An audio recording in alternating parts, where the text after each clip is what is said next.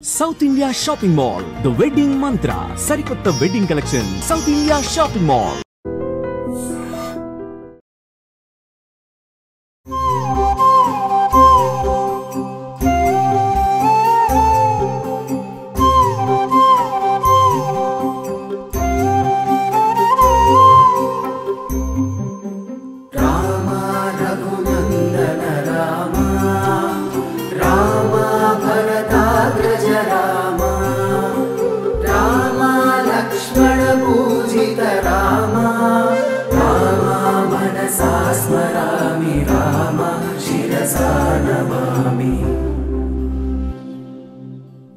నమస్కారం, welcome to I dream ధర్మ మార్గం విత్ విజిత కార్యక్రమానికి స్వాగతం.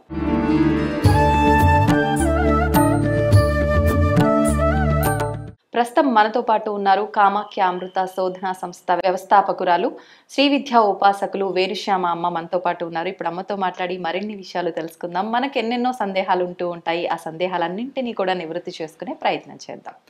అమ్మ నమస్తే. ఈ ఆషాఢ మాసం అనేది మరికొద్ది రోజుల్లోనే రాబోతోంది. ఆషాఢ మాసం అనగానే మనకు గుర్తొచ్చేది బోనాలు, ఇంకా మనకి వారాహి అమ్మవారి నవరాత్రులు, గుప్త నవరాత్రులు అని చెప్పంటూ ఉంటారు. పాడ్యమి నుంచి మొదలవుతాయి. ఏంటమ్మా ఈ వారాహి నవరాత్రుల గురించి? అంటే గత కొన్ని సంవత్సరాల క్రిందట అసలు వారాహి అమ్మవారు ఉన్నారు అన్న విషయమే చాలా మందికి తెలియదు. కానీ ప్రస్తుతం ఒక 2-3 సంవత్సరాలు అనుకుంటా ఎక్కువగా వాడుకలోకి వచ్చింది. ఎందుకని అంటే అమ్మవార్లు దేవతలు కూడా గుప్తంగా ఉంచాలా, కొద్ది రోజులు రహస్యంగా పెట్టి మళ్ళీ బయటకు వచ్చి పూజలు అందుకోవడం ఏంటి? దీని వెనకాల ఏదో ఒక రీజన్ ఉండే ఉంటుంది కదమ్మా, ఆ ఆంతర్యం ఏంటో తెలియజేయండి. మామూలుగా శ్రీ విద్యా ఉపాసన అన్నది చాలా ఏంటి అంటే కొంతమందే నేర్చుకోవాలి అని చెప్పారు. దానికి కారణం ఏమిటి అంటే కొంతమందే నేర్చుకోవాలి అంటే వాళ్ళే నేర్చుకోవాలి అని కాదు. అందుకే లలితా సహస్రాలను కూడా రహస్యనామాలు. రహస్యము అంటే ఏంటంటే శోధించు, లోపలికి వెళ్ళు, చూడు, అంటే అక్కడ అన్ని జ్ఞానమే అనమాట.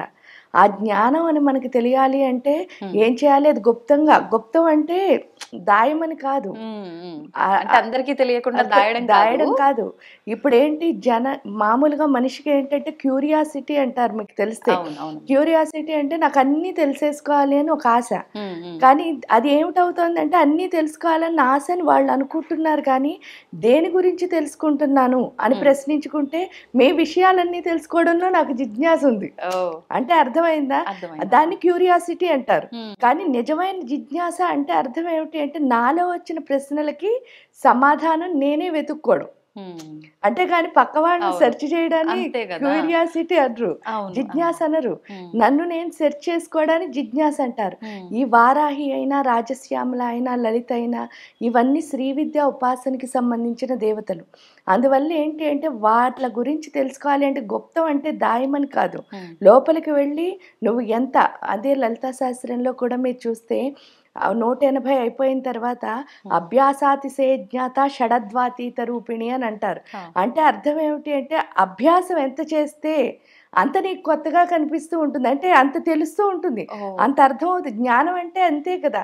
ఇప్పుడు మీరు ఒక విషయమే ఉంది, దాన్ని ఈరోజు ఒకలా చూస్తారు, రేపు పొద్దున మీరు అది చేయడం మొదలు పెట్టేసరికి మీకు అందులో అనుభవం వస్తే ఇంకో. ఇప్పుడు సపోజ్ చూడండి, చిన్నప్పుడు ఫస్ట్ టైము మామూలుగా ఒక స్త్రీ వంట చేయడం మొదలుపెట్టింది అనుకోండి, ఆ వంట ప్రాసెస్ ఎలా ఉంటుందంటే దీని తర్వాత ఇచ్చేయాలి, దీని తర్వాత అంటే ఒక స్టెప్ వైజ్ మేనర్లో చేసుకోవాల్సి వస్తుంది. అదే ఒక 25 ఇయర్స్ వంట చేశారనుకోండి, ఈ స్టెప్స్ ఏమైనా ఉంటాయా? చాలా ఫాస్ట్, అంటే క్విక్ గా. అప్పుడేమో గంటన్నర చేసేది కాస్త ఇప్పుడు పావు గంటలో అయిపోతుంది. ఎందుకు? అది ఏం చేయాలి అని అలవాటు, మనకు ఆ జ్ఞానం వచ్చింది. అంటే అభ్యాసం చేసిన కొద్దీ వచ్చేదాన్ని జ్ఞానం అంటారు. ఇక్కడ లలితమ్మ కూడా ఏంటి అంటే చెయ్యగా చెయ్యగా చెయ్యగా చెయ్యగా ఇంకా ఇంకా ఇంకా బాగా అర్థం అవుతుంది. ఆ ప్రాసెస్ లోనే ఇక్కడ వారాహి అంటే అర్థం ఏమిటి అంటే మామూలుగా వారాహి అన్న పదానికే అర్థం ఆవిడ ఏంటిట అంటే పంది లాంటి మొహం కలిగినది. ఆ ముఖం యొక్క అర్థం ఏమిటి అని ప్రశ్నించుకుంటే అసలు దేన్నైనా అంటే భూమి మొత్తాన్ని మోసిన తల్లి ఆవిడ. అంటే విష్ణుమూర్తి వరాహ రూపం ఎత్తినప్పుడు ఈ శక్తి ఏదైతే ఉందో వరాహస్వామి శక్తే ఈ వారాహి అవడం వల్ల అంటే ఈ భూమి యొక్క భారం మొత్తం ఆవిడ మోస్తోంది. ఇవి ఆషాఢ మాసంలోనే రావడానికి కూడా కారణం ఏమిటంటే మీరు చూస్తే భూమి మీద పాడి పంటలు పండించుకుంటాం. రైతు అప్పుడే భూమిలో ఇవన్నీ వేస్తారు, అంటే మొలకలు వేసి విత్తనాలు, ఎందుకంటే ఆ టైము కరెక్ట్గా, అంటే ఆ టైంలో. అందుకే ఆవిడ చేతిలో ఒకటి నాగలి ఉంటుంది. ఆ నాగలి హలము అంటే అర్థం ఏమిటి అంటే ఆ దున్నడం, అంటే ఈ భూమి మొత్తాన్ని ఈవిడ ఏం చేస్తోంది, వ్యవసాయం. ఆ వ్యవసాయం అంటే కూడా మళ్ళీ ఏంటంటే మన లోపల చాలా అక్కర్లేని కలుపు మొక్కలు బోళ్ళు ఉంటాయి. ఆ కలుపు మొక్కలన్నిటినీ ఏం చేస్తుంది, ఈవిడ తీసేస్తుంది, ఏరిపారేస్తుంది. అందుకని దాన్ని గుప్త నవరాత్రులు అని చెప్పడానికి, అంటే మన లోపల ఉన్న కలుపు మొక్కలన్నిటినీ తీసేసి ఈ పంటని, అందుకే లలితా సహస్రంలో కూడా ఒక నామం ఉంటుంది, మహాపద్మాటవి సంస్థ కదంబవనవాసిని. మహాపద్మాటవి అంటే ఏంటంటే 7 మహాపద్మాలు ఉన్నాయట. ఈ పద్మాలు కనుక ఓపెన్ అయ్యి ఉంటే మనకంటే మన దగ్గర ఎన్ని స్ట్రెంగ్త్లు ఉన్నాయో మనకి తెలుస్తుంది. అవే మొగ్గల్లా ముడుచుకుపోవడానికి కూడా కారణం ఏంటంటే మనం పుట్టినప్పుడు అవి ఓపెన్గానే పుడతాం, కానీ మన చుట్టూ ఉన్న వాతావరణాలు, పెరిగిన పరిస్థితులు, మనకు వచ్చిన ఫ్యామిలీ, లేకపోతే ఫ్రెండ్స్, పూర్వజన్మలో మనం చేసినవి, ఇవన్నీ కలిపి ఏం చేస్తామంటే అక్కర్లేనివన్నీ అంటించుకుని ఆ పువ్వుల్ని కాస్త మొగ్గల కింద మార్చేస్తాం. ఎందుకంటే మూసుకుపోతున్నాం. చుట్టూ ఏం చేస్తాం, చిన్న చిన్న మొక్కలన్నిటినీ పెట్టేసుకుంటున్నాం. ఆ మొక్కలు వచ్చేసరికి పువ్వు ఇలా విచ్చుకోవడానికి అవకాశం లేక అది బడ్లా అయిపోతుంది, మొగ్గలాగా. ఎప్పుడైతే మొగ్గలా అయిపోయిందో మనకేంటి అంటే పూర్తిగా మన దగ్గర ఉన్న స్ట్రెంగ్త్లన్నీ మనమే ఏం చేస్తున్నాం, వీక్నెస్ మార్చుకుంటున్నాం. అలాంటి వీక్నెస్లు ఉన్న స్థితిలో ఈవిడ శక్తి. అందుకే విశుక్ర ప్రాణహరణ వారాహి వీర్యనందిత. విశుక్రము అంటే ఏంటి, శుక్రము లేకపోవడం. శుక్రం అంటే ఏంటి అంటే మన స్ట్రెంగ్త్, అంటే తండ్రి యొక్క వీర్యంతోనే మనకి శక్తి అన్నది వస్తుంది. ఇక్కడ విశుక్రము అంటే ఆ శక్తి లేకపోవడం. ఈవిడ ఏం చేస్తుంది, ఆ శక్తి లేని తనాన్ని ఏం చేసింది, తీసేసి ప్రాణహరణ. అప్పుడు మనకి ఏమొస్తున్నట్టు, ఆటోమేటిక్ గా మనకి ఎనర్జీ వచ్చేస్తుంది. అంటే ఆ శక్తినిచ్చే తల్లే ఈ వారాహి. అమ్మ, మరి అంత శక్తినిచ్చే తల్లిని అందరూ పూజించడానికి వీల్లేదు. ఉపాసనా పరులు ఎవరైతే ఉన్నారో వాళ్ళు మాత్రమే పూజించాలి. అమ్మవారిని గుప్తంగా, అంటే అర్ధరాత్రులు మాత్రమే పూజించాలి, ఈ నవరాత్రుల్లో కూడా ప్రత్యేకించి. ఎందుకనమ్మా ఈ అన్ని నియమాలు? ఇవన్నీ ఎందుకు వచ్చాయి అంటే అమ్మవారు జ్ఞానానికి, పూర్తిగా మన బుద్ధి అన్నదాన్ని ఆవిడ మార్చే తల్లి. ఆవిడ ఆజ్ఞాచక్రంలో ఉంటుంది, ఈ బుద్ధిని మారుస్తుంది. అందువల్ల ఏంటి అంటే అందుకే ఆవిడ కాశీకి క్షేత్రపాలిక, వారాహి. పగలు క్షేత్రపాలకుడి కింద కాలభైరవుడు ఉంటే, రాత్రి ఈవిడ మొత్తం కాశీక్షేత్రాన్ని కాపాడుతుంది. అందుకని రాత్రి ఉపాసన చేయమంటారు. ఎందువల్ల అంటే ఆవిడ మెళుకుగా సంచరిస్తూ ఉన్న టైంలో చేస్తే ఆ శక్తి ఇంకొంచెం ఎక్కువ వస్తుంది, కాబట్టి రాత్రి చేయమని చెప్పడానికి రీజన్ అది. కానీ చాలా మంది ఏమంటారు అంటే, మనం సాధారణంగా చూస్తుంటాము క్షుద్ర పూజలు, తాంత్రిక పూజలు లాంటివే రాత్రి సమయంలో ఎవరికి తెలియకుండా చేస్తారు. కాబట్టి వారాహి అమ్మవారి పూజలు ఈ సమయంలో చేస్తున్నారు అనగానే ఇంకా ఈ అమ్మవారిని అందరూ పూజించొద్దు, ఇది తాంత్రిక విధానము, ఈ రకంగా ఒక పోకడలోకి వచ్చేసారమ్మా. అంతే కదా? అంతే. కానీ తంత్ర అంటే కూడా తప్పు కాదు అసలు అర్థం. అవునా? తంత్ర అన్న పదానికి అర్థం ఏమిటి అంటే, తంత్ర అంటే టెక్నిక్ అని అర్థం. ఇప్పుడు మీరు ఒక పని చేస్తున్నారు, ఆ పని చేసే విధానం ఏదైతే ఉందో దాన్నే తంత్రం అంటారు. మీకు ఎగ్జాంపుల్ చెప్తాను. ఇప్పుడు సపోజ్ మనకు ఆకలేస్తోంది, అన్నం తిన్నాం. ఇప్పుడు నాకు ఆకలేస్తే నేను అన్నం తింటే నాకు కడుపు నిండుతుంది. కానీ నాకు ఆకలేస్తోందని చెప్పగానే మీరు అన్నం పెట్టుకు తిన్నారనుకో ప్లేట్లో, నా కడుపు నిండుతుందా? నిండదు. నాకు దాహం వేసేస్తోంది, అప్పుడు మీరు వాటర్ తెచ్చుకుని తాగారు, నాకేం నోరు ఆరిపోవడం తీరదు కదా. అంటే అర్థం ఏమిటి అంటే, ఈ ఆకలేసినా దాహం వేసినా ఈ సృష్టిలో ఇంక ఏ ఎమోషన్ వచ్చినా సరే మీరు చేస్తే నాకేమీ ఫలితం రావటం లేదు. కానీ ఒక్క పూజ ఒక్కటే మీరు చూస్తే, ఇప్పుడు మీ పేరుతో నేను చేసినా సరే మీకు ఫలితం వస్తుంది. అవును. అంటే అర్థం ఏమిటి, ఆ టెక్నిక్ అనమాట. అంటే నేను మంత్రం చదువుతున్నాను, నేను పూజ చేస్తున్నాను, కానీ మీ పేరు మీద చేసేసరికి మీకు ఆ శక్తి ఏమవుతుంది, ఆ డైవర్షన్ ఏదైతే మంత్రం. అలా కాకుండా నాకు నేను చేసుకున్నా సరే, ఇప్పుడు సపోజ్ నేను ఏ యంత్రానికో పూజ చేస్తున్నా, ఏ హోమమో చేస్తున్నా, కానీ అక్కడ ఏమైనా మార్పు వస్తుందా? లేదు. అంటే ఈ యంత్రంలో ఏమైనా మార్పు వస్తుందా? అవే కనిపిస్తాయి. మళ్ళీ అక్కడ హోమం చేసినప్పుడు కూడా అదే కనిపిస్తుంది. కానీ మార్పు ఎవరి లోపల వస్తుంది? ఒక ప్రశాంతత అనుకోండి, ఆత్మశక్తి పెరగడం అనుకోండి, ఇవేవైనా ఎవరిలో మార్పు వస్తుంది? వాళ్ళలో. నా కోసం చేస్తే నాలో వస్తుంది, మీకోసం చేస్తే మీలో వస్తుంది. ఆ టెక్నిక్ ఏదైతే ఉందో దాన్నే తంత్రము అని పిలుస్తారు. అంతే తప్ప తంత్ర అంటే బ్యాడ్ వర్డ్ కాదు, అదొక పెద్ద శాస్త్రం. అంటే వేదం ఎలా ఉందో తంత్రశాస్త్రం కూడా అలాగే ఉంది. ఈ వేద ఏంటంటే కొన్ని వేదంలో ఉన్న ఆచారాలు అవి చేయలేని వాళ్ళు ఎవరైతే ఉంటారో వాళ్ళు దీన్ని ఫాలో అవుతారు. కాకపోతే ఇవన్నీ కూడా మళ్ళీ ఎలా ఉంటాయంటే మనం పూర్వజన్మలో చేసిన సాధనలు బట్టి. రియల్గా చెప్పాలి అంటే శ్రీ విద్యా ఉపాసన మొత్తం తంత్రశాస్త్రమే. ఎందువల్ల మీరు యంత్రానికి పూజ చేస్తున్నారు, ఆ యంత్రానికి ఏం మార్పు రావటంలే, మార్పు అంతా వస్తున్నది మీ లోపలే. అంటే అర్థం ఏమిటి అంటే ఇక్కడ మంత్రం చదువుతూ అక్కడ యంత్రం మీద మీరు పువ్వులు పెడుతూ ఉంటే మార్పు ఎక్కడొస్తుంది అంటే మీ లోపల మీ సూక్ష్మదేహంలో మార్పు వస్తుంది. ఈవెన్ మంత్రం చదివినా సరే మీరు జపం చేస్తూ ఉంటున్నారు, మార్పు ఎక్కడొస్తుంది? ఆ సూక్ష్మదేహంలోనే ఆ దేవత యొక్క ఆకారం ఏర్పడుతోంది. అంటే అర్థం ఏమిటి అని అంటే దాన్ని ఆ టెక్నిక్ ఏదైతే వాళ్ళు పెట్టారో ఆ టెక్నిక్నే. ఎందుకంటే మిగతాది ఏదైనా సరే ఇప్పుడు చెప్పు ఎగ్జాంపుల్సే, దాహం వేస్తే నేనే తాగాలి, అవును, కానీ మీకు దాహం వేస్తే మీకు బాగోకపోతే నేను చేస్తే మీకు వర్క్ అవుతుంది కదా. అవును అమ్మా, ఇప్పుడు మీరు అన్నట్టుగా ఎవరికి ఆకలేస్తే వాళ్ళే భోజనం తింటే వాళ్ళ కడుపు నిండుతుంది అని చెప్పి వాస్తవం అది. కానీ పూజ విషయానికి వచ్చేసరికి నా తరఫున మీరు పూజ చేసినా నాకు సంబంధమే లేకున్నా నేను అక్కడ పార్టిసిపేట్ చేయకపోయినా మీరు చేసే దానివల్ల ఆ ఫలితం నాకు ఉంటుంది. ఎంతవరకు ఉంటుందమ్మా ఫలితం? అంటే నేను స్వతహాగా చేసుకున్నంత ఫలితం మీరు నా తరఫున చేస్తే ఉంటుందా? ఎప్పుడైనా మన సొంతంగా చేసుకునే దానికి, ఎందుకు అంటే సాధన అని అందుకే అంటారు. నిజంగా మనలో మార్పు రావాలంటే మనమే చేయాలి. కానీ కామ్యార్థం చూడండి, ఇప్పుడు నాకేదో బాగాలేదు, అది చిన్న విషయం. ఎందుకంటే నేను మారడం అన్నది చాలా పెద్ద విషయం. నాకు ఈ పని అవ్వాలి చిన్నగా, అప్పుడు ఏంటి అంటే ఉపాసకులతోనో లేకపోతే ఎవరైనా మీకు తెలిసిన పురోహితులతోనో చేయించుకోవడము అన్నది మీ యొక్క అంటే నాకు ఇది అయిపోవాలి వెంటనే. దానికి తోడు మానవుడు ఈ భూమి మీద ఉన్నంత కాలం కామిగాక మోక్షగామిగాడు. ఎందుకు అంటే మోక్షం కావాలని కోరుకోవడం కూడా కోరికే. అది అర్థమైందా? అంటే నాకున్న కోరిక ఎంత, ఇప్పుడు సపోజ్ చూడండి స్వార్థంతో కొన్ని కోరికలు ఎలా ఉంటాయంటే ధర్మంగా, అంటే చూడండి నా పిల్లలు బాగోవాలి, నేను బాగోవాలి, నా ఫ్యామిలీ, ఇదంతా ఏంటంటే స్వార్థపూరితమే. అలా కాకుండా ప్రపంచం బాగోవాలి అనుకోవడం కోరికే అది కూడా, కానీ కొంచెం పెద్దది, అందరూ బాగుంటారు కదా దానివల్ల. సో ఇక్కడ ఏంటి అంటే ఆ మార్పు వస్తుంది. భూమి మీద ఉన్నంత వరకు మాత్రం కోరిక అన్నది తప్పదు. ఎందువల్ల అంటే ఈ భూమికి ఇక్కడ కోరిక లేకపోతే మనం అసలు నుంచోలేం. అంటే ఏదో ఒకటి, అంటే నాకు మోక్షం కావాలనుకోవడం, లేకపోతే ఈ ప్రపంచాన్ని ఏదో ఒకటి చెయ్యాలనుకోవడం, ఏదైనా కోరికే. దానికి తోడు ఇంకొకటి కూడా అంటారు ఏంటి అంటే ఒక ఉపాసకుడు అంటే అసలు భూమి మీద ఉపాసకులు ఎందుకు ఉండాలి? మన భారతదేశానికి గొప్పతనం ఏమిటి అంటే ఈ విద్యే, ఆ విద్యా ఉపాసన. ఎందువల్ల అంటే ఆ ఉపాసన బలం వల్లే ఇప్పటికి కూడా అంటే ఈ భూమి మీద ఎంత అందంగా మనం అంటే చేయగలుగుతున్నాము.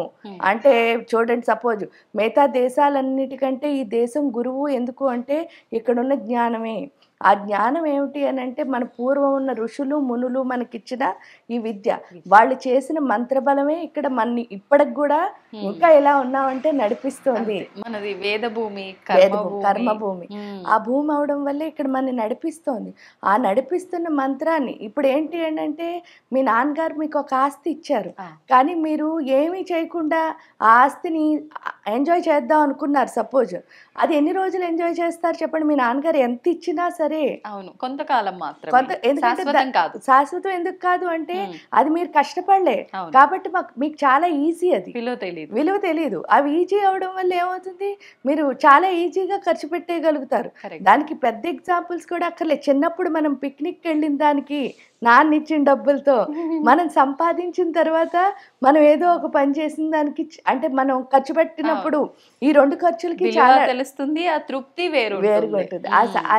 అది రావాలి అంటే మాత్రం ఖచ్చితంగా సొంత సాధన అన్నది 100% అవసరం. అందుకే సాధకులు ఎప్పుడు కూడా భూమి మీద ఉండాలి. పైగా ఈ సాధకులు ఉండడం వల్ల ఏంటి అంటే ఎప్పటి వరకు మన ఋషులు మునులు ఏదైతే భూమికి ఇచ్చారో దాన్ని అందుకే ఒక ఉపాసకుడు భూమి మీద ఉంటే వాడు ఎలాగంటే ఒక సైనికుడి కింద లెక్క అంటారు. ఎందుకు అంటే మీ సరిహద్దుల్లో ఉండి సైనికులు ఎలా కాపాడతాడో ఉపాసకుడు ఎక్కడున్నా సరే మొత్తం అన్ని దేశాలని కాపాడుతాడట. అవును. అంటే ధర్మం కోసం వాళ్ళ పోరాటం వాళ్ళు చేస్తూ ఉంటారు. మనకు అందరినీ అంటే ఎన్నో ప్రకృతి విపత్తులు జరుగుతూ ఉంటాయి. కొన్ని సందర్భాల్లో వాటి కోసం వాళ్ళు తపన పడుతూనే ఉంటారు. ఏదో ఒకటి చేస్తూనే ఉంటారు. మనం ఇవన్నీ వింటూనే ఉంటాం కదమ్మా. అమ్మ, నాకు ఒకటి అడగాలనిపించింది. ఎట్లా ఉపాసకులు వీళ్ళ గురించి మాట్లాడుతున్నాం కాబట్టి, ప్రత్యేకించి ఎంతో మంది ఉపాసకులు ఉంటారు. కానీ శ్రీ విద్యా ఉపాసకులు అనేసరికి నేను చూసినంత వరకు వాళ్ళలో ఆ నిదానం కానివ్వండి, ఆ మాట్లాడే ప్రతి విషయంలో కానివ్వండి, వాళ్ళ ప్రతి కదలికలో కానివ్వండి, ఆ నిదానము, ఆ నెమ్మది అదంతా కూడా స్పష్టంగా అర్థమైపోతుంది. అది ఆటోమేటిక్గా అలా వచ్చేస్తుందా అమ్మ? ఎందుకంటే అమ్మవారిని మరాళి మందగమన అని పిలుస్తారు. ఆ నామం చాలా అందంగా ఉంటుంది మీరు చూస్తే. ఆ మరాళి అంటే మందగమన అంటే ఏంటంటే చాలా నెమ్మదిగా, అంటే చాలా నెమ్మదిగా నడుస్తుందిట, అంటే వయ్యారంగా. ఆహా. ఆ వయ్యారం నెమ్మది అంటే అర్థం ఏమిటి అంటే ఆవిడ స్టైల్గా నడుస్తుందని కాదు. లోపల ఏంటంటే బోల్డంత సంసారం ఏంటి, మనకు వచ్చే ఆలోచనలతోనే మనం చాలా దెబ్బలాడుకుంటాం, యుద్ధాలే జరిగిపోతాయి లోపల. అంటే పక్క వాళ్ళతో యుద్ధం చేయక్కర్లే, మన లోపల జరిగే యుద్ధమే చాలా పెద్దది. ఇలాంటి యుద్ధం ఏదైతే ఉందో, మందగమన అంటే హంస అని అర్థం. హంసకు ఒక లక్షణం ఉంటుందిట. ఆ లక్షణం ఏమిటి అంటే సముద్రం మీద వదిలేసినా సరే, నార్మల్గా ఎవరైనా సరే, మన ఇప్పుడు సముద్రంలో స్నానం చేయడానికి వెళ్తే అల రాగానే మనం ముందుకో వెనక్కో ఊగుతాం, అంటే వెళ్ళిపోవడం. కానీ ఇక్కడ హంసకి ఒక్కదానికే, అంటే జీవుల్లో హంసకు ఒక్కదానికే ఉన్న స్పెషల్ క్వాలిటీ ఏమిటి ఆ వేవ్ మీద దాన్ని పెట్టినా సరే వేవ్ కదలాలి తప్ప హంస కదలదుట. అంటే అంత బ్యాలెన్స్. దానికి అదేమైనా వరమా అమ్మ? అంటే దానిలో ఉన్న బ్యాలెన్స్ అలాంటిది, అసలు ఇంబ్యాలెన్స్ లేదనమాట. ఎవరికైతే ఇంబ్యాలెన్స్ ఆఫ్ ఎమోషన్స్ ఉంటాయో వాళ్ళు అంతే నిశ్చలంగా ఉంటారు, అది ఇస్తుంది అని అర్థం. ఎప్పుడైతే శ్రీ విద్యా ఉపాసకులు అంటే అర్థం ఏమిటి అంటే వాళ్ళు ఆల్రెడీ అమ్మతోనే ఉంటారు కాబట్టి ఆ అమ్మ తత్వం ఎప్పుడైతే లోపలికి వచ్చిందో ఈ మరాళిగా అంటే ఈ బిజినెస్ అంతా ఆగిపోతుంది. ఆ వ్యవసాయం ఏంటంటే మనతో మనమే పోట్లాడుకుని వ్యవసాయం అంతా ఆగిపోయి ఇంకా విశ్లేషణ అన్నది ఉండదు. నార్మల్గా ఏంటంటే శ్రీ విద్యా ఉపాసకులకి ఫస్ట్ చెప్పే కొన్ని రూల్స్లో ఫస్ట్లో చెప్పే రూల్స్లో ఒకటి ఉంటుంది ఏంటంటే విశ్లేషణారహిత జీవితం ఇది శ్రీ విద్యా సాధనం అని. విశ్లేషణారహిత జీవితం అంటే అర్థం ఏమిటి అంటే దేన్ని విశ్లేషించకూడదు, నీకు ఎలా వచ్చిందో అలా యాక్సెప్ట్ చేయాలి. అది నచ్చచ్చు నచ్చకపోవచ్చు, ఉండకూడదు. అంటే ఇప్పుడు ఇవన్నీ టీచర్సే, నా దగ్గరికి ఎవరు వచ్చినా నా టీచరే, నా గురువే. నా గురువు అయినప్పుడు ఆ గురువు ఎలా వచ్చినా నేను యాక్సెప్ట్ చేయాలి కదా. అంటే ఇప్పుడు ఒక మానవుడి రూపంలో రావచ్చు, లేకపోతే ఒక చూడండి పులి, సింహం, లేకపోతే ఏనుగు, ఆవు, ఏ రూపంలో అయినా పక్షి ఎలా వచ్చినా, మానవుల్లో కూడా కొంతమంది ప్రేమగా వచ్చి పలకరించవచ్చు, మంచిగా బొజ్జగించి చెప్పేవాళ్ళు ఉండొచ్చు, కొంతమంది తిట్టేవాళ్ళు ఉండొచ్చు, కొంతమంది చాలా కోప్పడే వాళ్ళు ఉండొచ్చు, కొంతమంది జలసీ పడేవాళ్ళు ఉండొచ్చు. ఏ రూపంలో వచ్చినా సరే ప్రతి దాని నుంచి నేను చేయాల్సిన పని మాత్రం ఏమిటి అంటే నేర్చుకోవడం అన్నది శ్రీ విద్యలో నేర్పుతారు. అందువల్ల ఏంటంటే శ్రీ విద్యలో ఒకటి ఎన్నిసార్లు చూసినా సరే ఒక పరిస్థితిని, అంటే ఇప్పుడు మీరు నేను బోల్డ్ సార్లు కలవచ్చు, కానీ ఫస్ట్ టైం కలిసినప్పుడు మన ఇద్దరు ఫీలింగ్స్ ఎలా ఉన్నాయో మనం టిల్ ఎండ్ వరకు అలాగే ఉండాలి. ఎందుకు కలిస్తే ఉండవు అని అంటే మన ఇద్దరం ఏదో ఒకటి మాట్లాడుకుంటూ ఉంటాం. అప్పుడు మేము నాకు కొన్ని అర్థం అవుతాయి, మీకు కొన్ని. అది ఎప్పుడు అర్థమైందో నా మైండ్లో ఏం మొదలవుతుంది, ఈవిడంటే ఇది అని ఎప్పుడు మొదలైందో నెక్స్ట్ టైం మీతో మాట్లాడితే ఆ జడ్జిమెంట్ వచ్చేస్తుంది. అది రాకూడదు. ఎప్పుడు ఫస్ట్ టైం మిమ్మల్ని అమ్మలా చూసినప్పుడు చివరి అంటే మన చివరి వరకు మనం ఎప్పుడు అమ్మలాగే ఉండాలి తప్ప ఇంకోటి మన మధ్యలో రాకూడదు. అంటే దానికి ఏకైక సాధనం శ్రీ విద్య. అద్భుతం అమ్మ, నిజంగా చాలా చక్కగా అనిపిస్తుంది ఆ భావన. ఈ శ్రీ విద్యా ఉపాసకులతో మాట్లాడుతున్నప్పుడు స్వంత వాళ్ళతో నిజంగా మీరు అన్నట్టుగా అమ్మతోటే మాట్లాడుతున్నాము అని, అక్కడ మగవారే ఉండని ఆడవారే ఉండని అమ్మతో మాట్లాడుతున్నాం అనే ఫీలింగే వస్తుంది. అంటారు కదా అమ్మ ఆ లాలన అదంతా కూడా ఎవ్వరికి రాదు అని, కానీ ఇది ఇక్కడ బ్యాలెన్స్ అవుతుందేమో అనే అంత భావన కలుగుతుంది నిజంగా. అమ్మ, మళ్ళీ మనం వారాహి అమ్మవారి టాపిక్ వస్తే, ఇప్పుడు ఎలాగూ మనకు నవరాత్రులు రాబోతున్నాయి, దశమహావిద్యలలో ఒకరే వారాహి అమ్మవారా, లేదు అని అంటే సపరేట్ గానా? ఈ వారాహి అమ్మవారిని మనం ఈ గుప్త నవరాత్రుల్లో ఏ రకంగా ఆరాధించాలి? ఇందాక మీరు అన్నారు మనకు ఒక ధైర్యం, ఒక శక్తి రావాలి అని అంటే అమ్మవారిని మనం ఆరాధించాలి, మనలో ఉన్న ఆ దుర్గుణాలు బయటికి తీసేసేది వారాహి అమ్మ.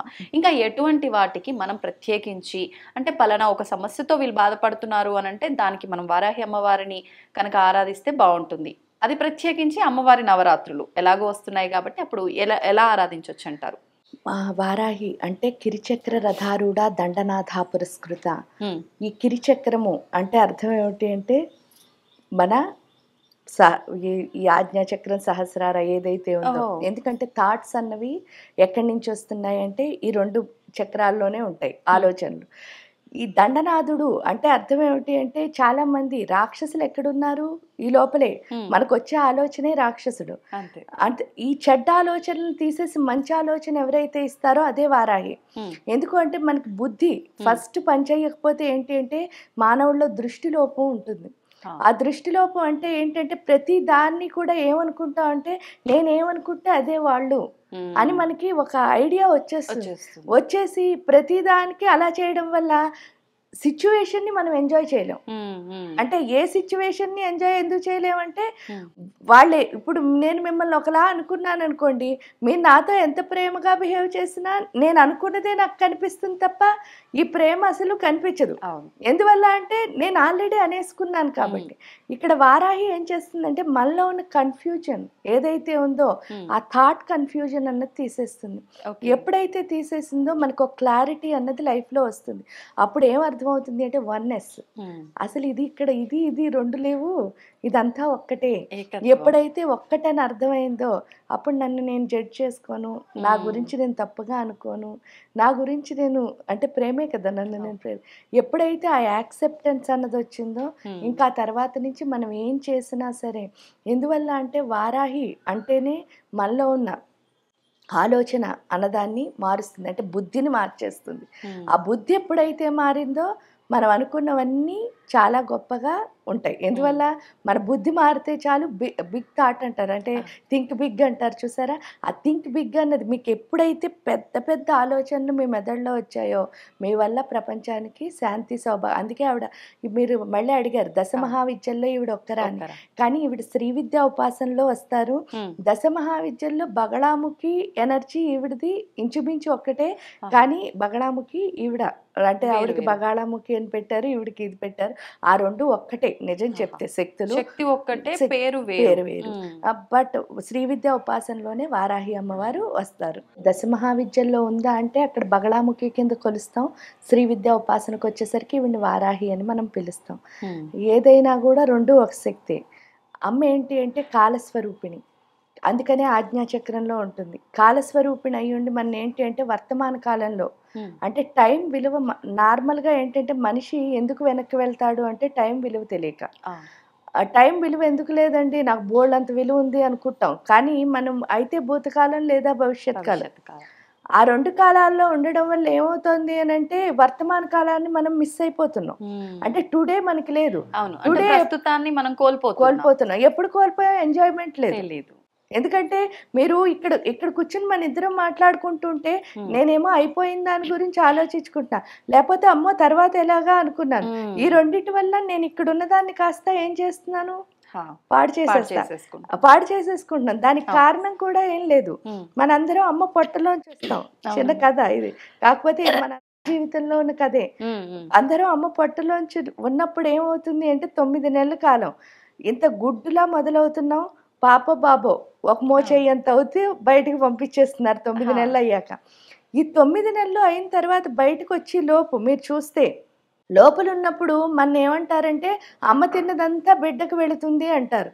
అమ్మ తిన్నదంతా బిడ్డకు వెళుతుంది అంటే గ్రహణ శక్తి, అంటే అమ్మ తిన్నదంతా తీసుకునే శక్తి బిడ్డకుంది. కానీ అది నిజమా అని మనం ప్రశ్నించుకున్నప్పుడు బయటికి రాగానే ఫస్ట్ గురువు ఎవరని చెప్పారు అంటే తల్లి. ఎందుకు అంటే మనకి పాలు తాగడం నేర్పిస్తుంది. మరి గ్రహణ శక్తి ఉన్నప్పుడు మనకి నేర్పించాల్సిన పని ఏమిటి, ఎవరైనా అది అమ్మాయినా ఎవరైనా, అంటే మనకి లోపల తీసుకోవడం రాదు. కానీ నేను ఎలా గుడ్డులా ఉన్నదాన్ని పిల్లలా అయ్యాను అని ప్రశ్నించుకుంటే ఇక్కడ ఏమవుతుంది అంటే అమ్మకి బిడ్డకి ఒక మధ్యలో ఒక కనెక్షన్ ఉంది. ఆ కనెక్షన్ ఏదైతే ఉందో దాన్ని మాయ అని పిలుస్తారు. మాయ అంటే ఏంటి అంటే శివాశక్తి కలిసున్న స్వరూపం. అంటే అర్ధనారీశ్వర తత్వమే మాయ అంటే.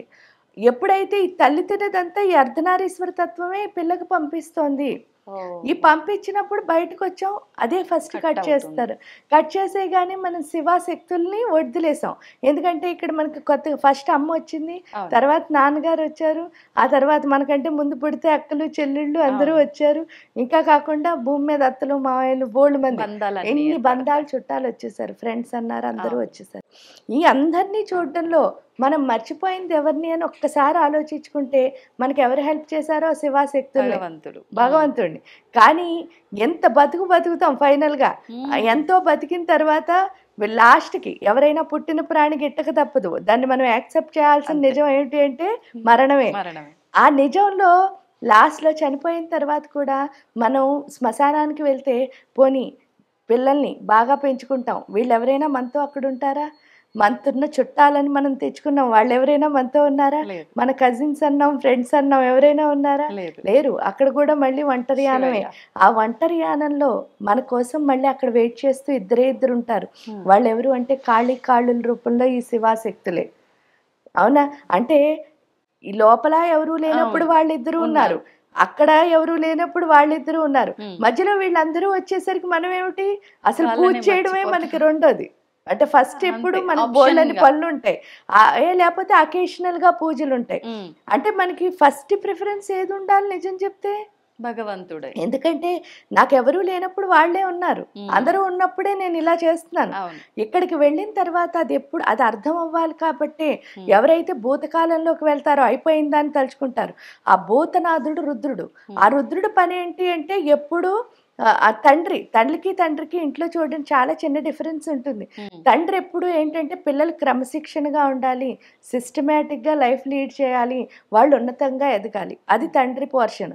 తల్లి ఎప్పుడు ఏం చెప్తూ ఉంటుందంటే వాళ్ళు నవ్వుతూ ఉంటే చాలు, శుభ్రంగా తిని టైంకి పడుకుని ఆరోగ్యంగా ఉంటే చాలు, ఎప్పుడు అమ్మ అంటూ ఉంటే చాలు అమ్మకి. అంతే కదా ఈ రెండు. కానీ ఎప్పుడు ప్రేమిస్తూనే ఉన్నాం అనుకో లైఫ్ లో ఎదుగుతామా చెప్పండి? కానీ తండ్రి డిసిప్లిన్ లేకపోతే మనం ఎదగం. అంటే రెండు కావాలి లైఫ్ కి, బ్యాలెన్సింగ్ ఉండాలి. ఆ బ్యాలెన్సింగ్ ఉండకే ఏం చేస్తున్నాం, భూతకాలంలోకి వెళ్ళగానే తండ్రి ఏం చేస్తాడట, ఒక దెబ్బ వేస్తాడట. దెబ్బ వేసి ఏం చెప్తాడు, నువ్వు నా పిల్లనని మర్చిపోవడం వల్లే నీకు ఈ కష్టాలన్నీనే, అసలు నా పిల్లనని తెలుసుకుంటే నువ్వు ఎలా ఉందువు అంటే, ఎందుకంటే అఖిలాండ కోటి బ్రహ్మాండ నాయకుడు పిల్లలు ఎలా ఉంటారు చెప్పండి, చక్కగా క్వీన్స్ ఇట్లా క్వీన్లా ఉండాలి కదా, అలా ఉండదు అని చెప్తాడు. అందుకని చెప్పి భూతకాలంలోకి వెళ్ళాము అంటే ఏడుపే వస్తుంది. అంటే ఏదైనా తలుచుకోండి అయిపోయింది, మనకు బాధ కలుగుతుంది, దుఃఖమే. ఎందువల్ల అంటే అది మంచి తలుచుకున్నా అప్పుడు బాగున్నాను ఇప్పుడు బాగాలేదని బాధపడుతున్నాం, చెడు తలుచుకున్నా అప్పుడు బాగోలేదు కాబట్టి ఎలాగో అది తలుచుకుని ఏడుస్తాం. అంటే అయిపోయింది ఎప్పుడు మీకు మిగిల్చేది ఏంటి అంటే బాధే. ఇంకా అవ్వాల్సింది అమ్మ కదా, ఇక్కడ మహామాయా స్వరూపిణి అమ్మ. ఈవిడ ఏం చేస్తుంది అంటే అమ్మకి ఎప్పుడు బిడ్డలు ఏం చేయాలి, అటెన్షన్, అమ్మ అమ్మ అమ్మ అమ్మ అని తిరగాలి. ఈ అమ్మ అమ్మ అని తిరగాలన్న అటెన్షన్ కోసం ఆవిడ ఏం చేస్తుందిట, మనకు ఒక టెన్షన్ ఇస్తుంది.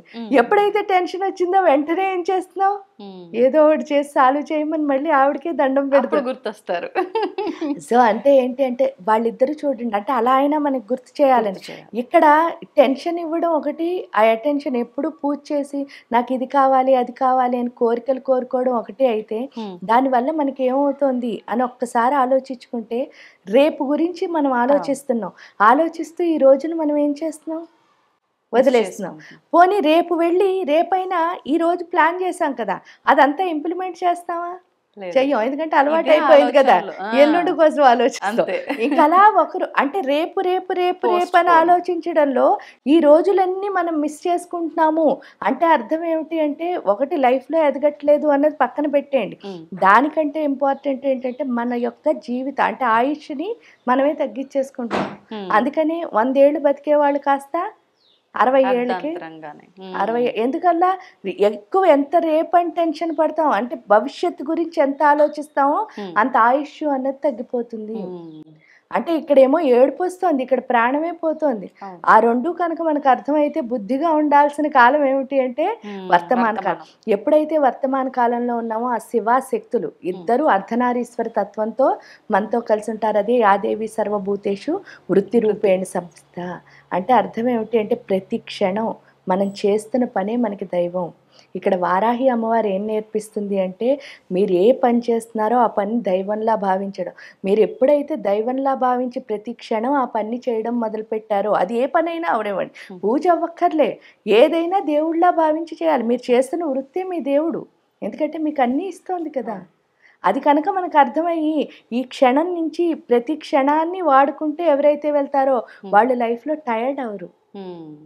అంటే అంత ఉత్సాహం వస్తుంది. అంటే మీరు పని చేసిన కొద్దీ చెయ్యాలని ఉత్సాహం రావడమే జ్ఞానంలో ఉంది. అప్పుడు ఆ ఉత్సాహం ఎప్పుడైతే వచ్చిందో అదే పార్వతీదేవి యొక్క తత్వం. అప్పుడు ఆటోమేటిక్ గా లక్ష్మీదేవి కూడా వస్తుంది. అంటే సరస్వతి, పార్వతి, లక్ష్మి ఈ ముగ్గురు వస్తారు వారాహి ఉపాసనలో. ఎప్పుడైతే వచ్చారో చక్కగా వర్తమాన కాలంలో ఉంటూ ప్రతి క్షణం హార్డ్ వర్క్ చేయాలి అని, అయ్యో 24 hours అయినా మనకి ఇచ్చారు, ఇంకో అవర్ ఉంటే బాగుండు అనిపించి అంతా ఎనర్జెటిక్గా తయారవుతాం వర్తమాన కాలంలో ఉంటే. అది వారాహి అమ్మవారు మనకి నేర్పిస్తారు. మనం వారాహి అమ్మవారిని ఆరాధించడం వల్ల సాక్షాత్తు ముగ్గురు అమ్మవార్లని ఆరాధించిన ఫలితం మనకు ఉంటుంది అని అర్థమవుతుంది. ఎలా ఆరాధించాలి? ఇక్కడ ఎలా ఆరాధించాలి అంటే ఉపాసన పరంగా వారాహి ఉపాసన చేయాలి అనుకుంటే చక్కగా గురువులు ఉంటారు, వాళ్ళ దగ్గరికి వెళ్ళి ఆ ఉపాసన తీసుకుని ఆ మంత్రోపదేశం ఇంకా వాళ్ళ అంటే మీరు ఇందులో మళ్ళీ 4 ఆచారాలు ఉంటాయి. ఈ ఆచారాల్లో ఏ ఆచారం గురువు మీకు దొరికితే ఆ ప్రకారం మీరు వాళ్ళు ఇచ్చిన మంత్ర సాధన ద్వారా వాళ్ళు ఇంకే సాధన చెప్తే ఆ ప్రకారం ఆ గురు పరంపరలో మీరు వెళ్ళొచ్చు. అలా కాదండి నేను చేయలేను అని అనుకున్నప్పుడు కవచం, సహస్రనామాలు, ఇలా అష్టోత్తరాలు అవి కూడా ఉంటాయి వారాహి అమ్మవారికి. అవి రోజు చేసుకోవచ్చు. అంటే వారాహి నవరాత్రుల్లోనే చేయాలి అని కాదు, నవరాత్రి ఆ టైం ఏంటి అంటే స్పెసిఫిక్గా వారాహి అమ్మవారి శక్తి అన్నది ఉంటుంది. ఎందుకు అంటే అది భూమి పంటలు పండే కాలం, అందులో ఒక ఋతువు నుంచి ఇంకో ఋతువుకు మారుతూ ఉంటాం. ఆ మారడం వల్ల ఏంటి అంటే ఆ టైంలో జలుబులు, జ్వరాలు ఇవన్నీ వస్తాయి. వారాహి అమ్మవారు స్పెసిఫిక్గా ఏంటి అంటే సప్త ధాతువుల్ని పరిరక్షిస్తుంది. ఈ మన లోపల 7 ధాతువుల్ని, ఈ 7 ధాతువులు ఎప్పుడైతే అంటే మీకు తెలుసు రక్తము, స్కిన్ను, ఎముకలు, మాంసము, ఆ మధ్య అంటే బోన్ మ్యారో, మేధస్సు, శుక్రము, వీటన్నిటిని ప్రొటెక్ట్ చేస్తుంది. 7టిని ఎప్పుడైతే రక్షణ ఇస్తుందో అంటే వాటి శక్తివంతం చేస్తుందో. ఎందుకంటే రక్తం చెడుగా ఉందనుకోండి, ఇప్పుడు మన లోపల ఉన్న రక్తం చెడ్డగా ఉంటే ఏమవుతుంది అంటే హిమోగ్లోబిన్ తక్కువైంది, లేకపోతే అందులో ఏవో మంచి సెల్స్ లేవు ఇవన్నీ అంటారు కదా. ఎప్పుడైతే ఇంప్యూరిటీగా ఉందో రక్తం, మనలో కోరికలు అలా పుట్టగొడుగుల్లా పుట్టుకొచ్చేస్తాయి. అవి ఎప్పుడైతే పుట్టుకొచ్చాయో మనం శాంతిగా ఉండం, మన చుట్టూ ఉన్న ఎవరిని శాంతిగా ఉండలేవో, దానివల్లే మనకు అనవసరమైన జబ్బులన్నీ వస్తాయి. అదే విధంగా ఎముకల్లో ఏంటి అంటే చాలా మొండితనం ఉంటుంది. ఎందుకంటే అవి చనిపోయిన తర్వాత కూడా కాలని పదార్థం ఏదైనా ఉంటే అదే. అంటే అర్థం ఏంటి, మన నిప్పుల్లో పెట్టి కాల్చినా సరే మన ఎముకలు కాలటం లేదు. మీరు చూస్తే అంత మొండి, ఆ మొండితనం ఏదైతే ఉందో దానివల్ల మనం ఎప్పుడు సుఖంగా ఉండలేము. ఎందుకంటే మనం ఉండం ఎదుటి అనేది నేను అన్నదే నెగ్గాలి అని ప్రతిసారి అన్నాం అనుకోండి, చాలా మందిని మనం ఇబ్బంది పెడతాం. వాస్తవం. సో అంటే ఒక్కొక్క ధాతు ఏది బాగోపోయినా సరే దానివల్ల మనకి జబ్బులు రావడానికి కారణం అదే. ఏంటంటే మన బిహేవియరే మనకి జబ్బుల్ని తెస్తుంది. దాన్ని మార్చుకోవాలి అంటే వారాహి. ఎందుకంటే వారాహి ఉపాసనలోనే ఈ 7 ధాతువులులో ఉన్న ఇంప్యూరిటీ పోయి అవి మొత్తం స్ట్రెంగ్త్, అంటే అవి ఎలా ఉండాలో అంత ప్యూర్గా ఉంటాయి. ఎప్పుడైతే ప్యూర్గా ఉంటాయి, అందుకే అమ్మవారిని ఓజోవతి అని పిలుస్తారు. ఓజస్సు అంటే అర్థం ఏమిటి అంటే మామూలుగా కళ, అంటే కళ కాదు కాంతి అని అర్థం. అది ఏంటంటే మామూలుగా తేజస్సు అంటారు చూసారా, అలాంటిది కూడా కాదు, చాలా చాలా చాలా బ్రైట్గా, అంత కాంతివంతమైన, అంటే పూర్తి జ్ఞానంతో నిండిపోతుంది మొత్తం ఈ ఆజ్ఞా చక్రం అంతా. ఎప్పుడైతే జ్ఞానంతో ఉందో అప్పుడు అర్థమయ్యేది ఏంటి అంటే ఏ పుస్తకాలు చదివితే జ్ఞానం రాదు, మొత్తం పుస్తకం అంతా ఎక్కడుంది, లోపలే ఉంది. సాధన చేస్తే చాలు ఆటోమేటిక్గా వచ్చేస్తుంది. అది అక్కడ అర్థం అవుతుంది. అమ్మ వారాహి అమ్మవారికి కంద దీపం కూడా విశేషం అని చెప్పి విన్నాను, వాస్తవమేనా? దీపాలు ఏ దీపం అయినా గొప్పదే. ఎందుకు అంటే అసలు వెలిగించడమే గొప్పది. ఆవిడ ఏంటంటే జ్ఞానాన్ని వెలిగిస్తోంది మన లోపల. అవును. అందువల్ల ఏంటి అంటే నిజమైన దీపం అంటే కందని ఎందుకు పెడుతున్నారండి అంటారు చూడండి, అది ఈ ఆజ్ఞా చక్రానికి ప్రతీక. అందువల్ల ఏంటి అంటే ఆ గట్టితనం ఏదైతే ఉందో అది ఆజ్ఞా చక్రానికి వచ్చింది అనుకోండి, ఇప్పుడు చెప్పిన కాలం. రెండోది ఏంటి అంటే మనకి ఇందాక చెప్పాను బుద్ధి. ఈ భూమితో ఉన్న అంటే భూమి మీద ఉన్నంత వరకు చాలా మంది ఏంటి అంటే భూమితో సంబంధం అంటే వీళ్ళందరితో రిలేషన్లు పెట్టుకోవడం లేకపోతే కోరికలు పుట్టడం, ఇది కాదు. భూమితో సంబంధం అంటే నేర్చుకో, ఓర్పుగా ఉండు. ఈ ఓర్పు నేర్చుకునే శక్తి అది రావాలి మన దగ్గర. అది వస్తే చాలు అన్నిటినీ మనం దాటేయగలం. ఆ యాక్సెప్టెన్స్ అన్నది అది వారాహి ఇస్తుంది. ఇదంతా అయిన తర్వాత మనకి తిథినిచ్చలు అంటారు, అంటే తిథులు ఉంటాయి. అంటే పాడ్యమి, విధియ, తదియ, చవితి, పంచమి అని చెప్పేసి ఈ తిథుల్లో ఇవి మంచి తిథులు, ఇవి చెడ్డ తిథులు అని మనం డిసైడ్ అయిపోతాం. అసలు మంచి చెడు అని ఉంటుందా? మంచి పక్కనే చెడు, కష్టం పక్కనే సుఖం. అంటే మంచి చెడు అన్నది దేంట్లో కనిపిస్తోంది మీరు చూసింది భావన. ఇప్పుడు ఫస్ట్ ఆఫ్ ఆల్ ఒకటి ఈ దీపాన్ని నేను ముట్టుకోవాలనుకున్నాను, మీకు అది ఎలా అనిపిస్తుంది? చెడ్డగా అనిపిస్తుంది, కాలుతుంది, ఏంటి బుద్ధి లేదా పట్టుకుంటుంది అని అనిపిస్తుంది. అప్పుడు మీరు వెంటనే ఏం చెప్తారు? అయ్యయ్యో ముట్టుకోకంటారు. ఇప్పుడు సపోజ్ చూడకుండా పోనీ అది వెళ్ళి దానిపైన పడుతోంది, అప్పుడు మీరు వెంటనే పరిగెట్టుకొచ్చారు. ఎందుకు ఆపుతున్నా? అది చూడడానికి చెడులా అనిపిస్తోంది, కానీ మంచా చెడా అని అన్నప్పుడు దీపం వెలిగించడం మంచిదే కదా. అంటే మంచి చెడు అనేది ఉండదు అక్కడ, పరిస్థితిని బట్టి మన ఆలోచన అంతే. కాబట్టి ఫస్ట్ టైం వచ్చినప్పుడు అది చెడ్డగా అనిపించచ్చు, కానీ అది పూర్తి అయ్యేసరికి అది మంచి అవ్వచ్చు.